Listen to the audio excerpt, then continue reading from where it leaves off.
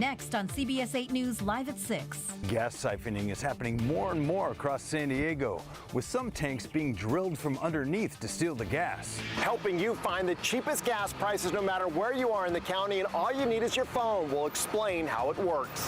Ukrainians are not backing down despite Russian forces putting pressure on several key cities. Plus, find out how a Senate bill brought an increase in donations to local food rescue organizations. And time to take a trip to beautiful Boulevard to take a new class called Cal 101. CBS 8 News Live at 6 starts right now.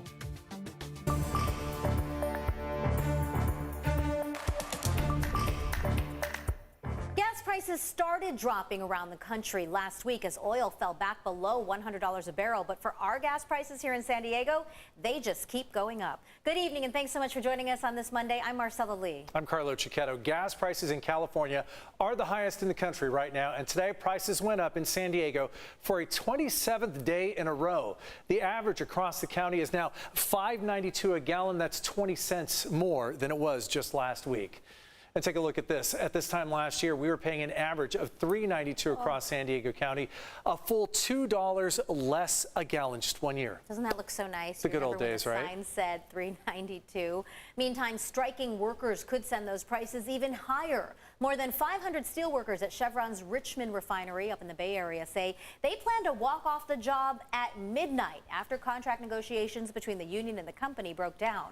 Prices could spike even higher if that refinery is shut down. However, Chevron says refinery operations will continue and that it does not expect any supply chain issues. So how do you find the cheapest gas in your neighborhood without wasting gas trying to find it? CBS 8 has a new interactive map to help save you money without wasting that money again. You can save money by going right here for your next fill up. Our Steve Price shows you how it works, and as he discovered, prices can really jump a lot from one block to another.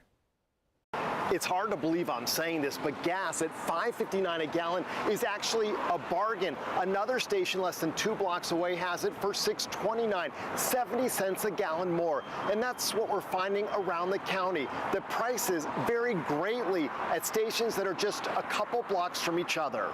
$5.49, $6.39, $6.69. Gas prices across San Diego are all over the place. So how do you know if the price you're paying is above or below the average for the area you're in?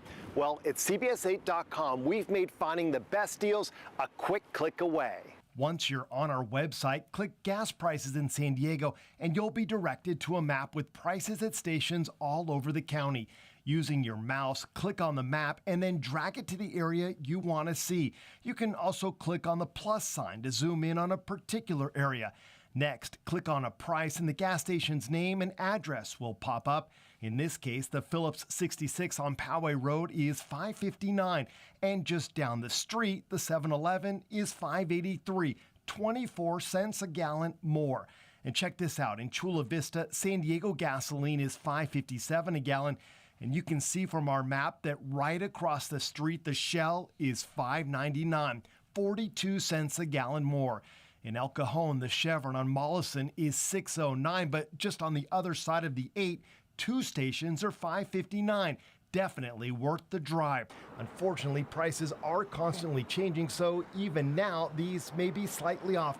But check out some of the best deals we found Monday afternoon.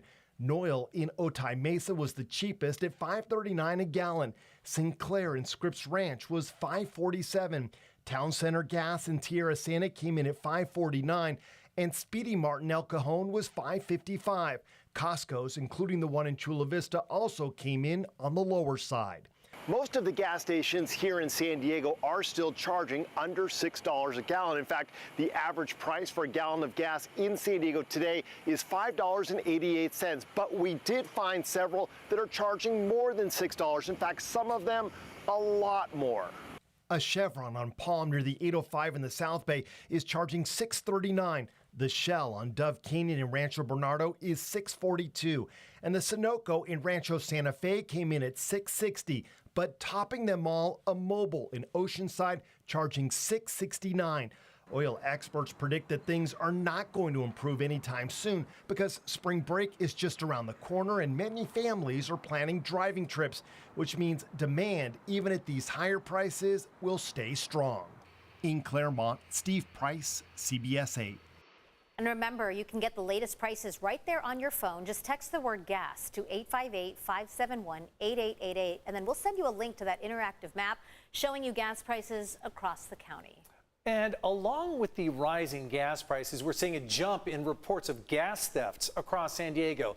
Last week, we told you about a man in Hillcrest who had a hole drilled in the bottom of his gas tank. Tonight, we have another one of your stories. CBS 8's Brian White takes us to the scene of a new gas theft nightmare, this time in Talmadge.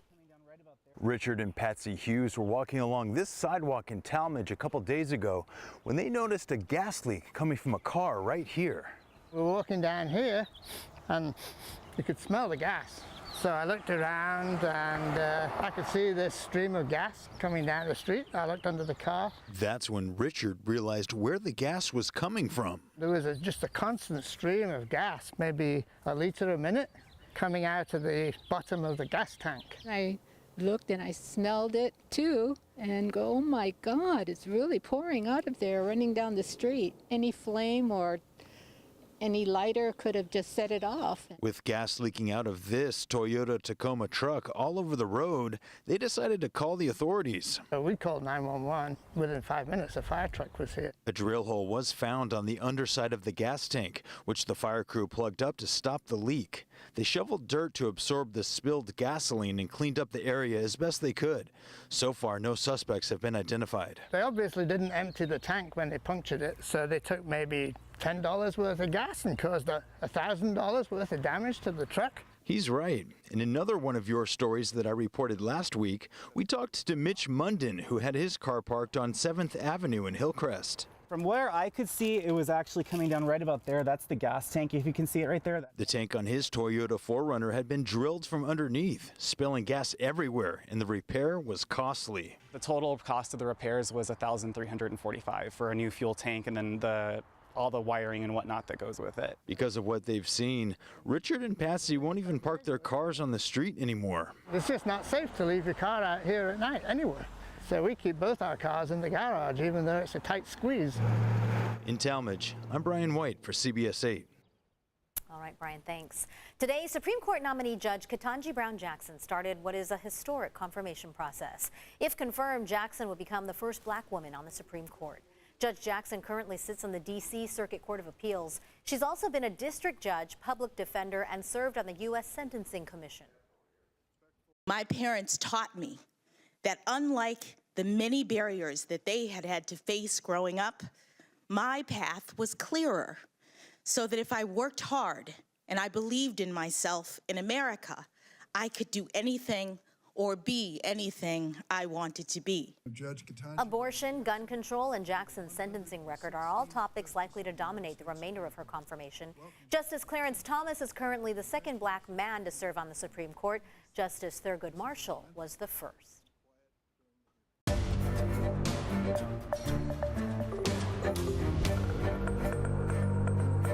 Tonight, President Biden is getting ready for a trip to Europe to shore up support for Ukraine as the embattled democracy fights for its right to choose its future. As Skylar Henry reports, Russia's deadly invasion, now in its fourth week, is showing no signs of letting up. Skylar?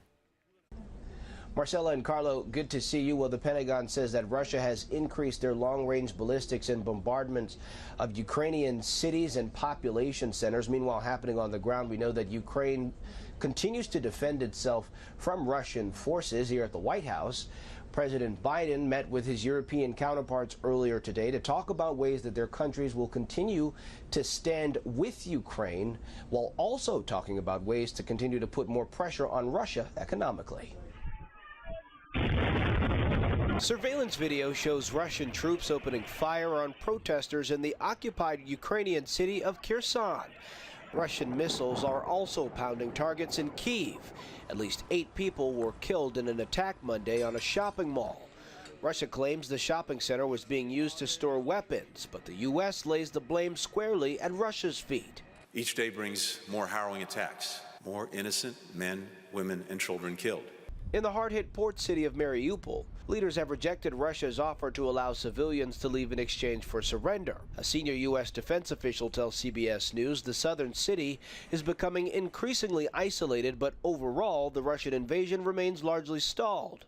Russia is intensifying their bombardment and long-range fires on cities and population centers throughout the country. President Biden spoke with European leaders by phone for nearly an hour ahead of his trip later this week to Belgium to discuss the ongoing crisis. They underscored their continued support for Ukraine, including by providing security assistance to the brave Ukrainians who are defending their country from Russian aggression, and humanitarian assistance to the millions of Ukrainians who have fled the violence. Russia said Monday that President Biden's recent comments have pushed relations between the two countries to the brink of collapse. Last week, President Biden called Russian President Vladimir Putin a war criminal. The United Nations says the war has forced 10 million people from their homes, including at least 3.5 who've left Ukraine completely.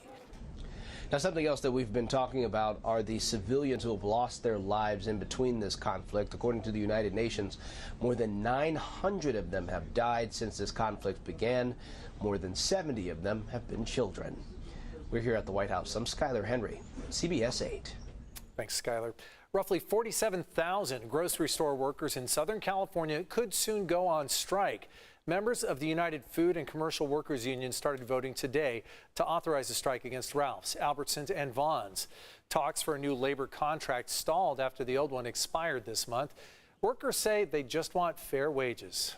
We would appreciate if the company stood behind us as well and give us what we deserve. Working through COVID, being the smiley faces out there, putting our own self at risk. A yes vote does not mean a strike will happen, but it does allow the union to call one if a deal is not reached. Ralph's issued a statement that said, in part, it's disappointing that the union is going down this path.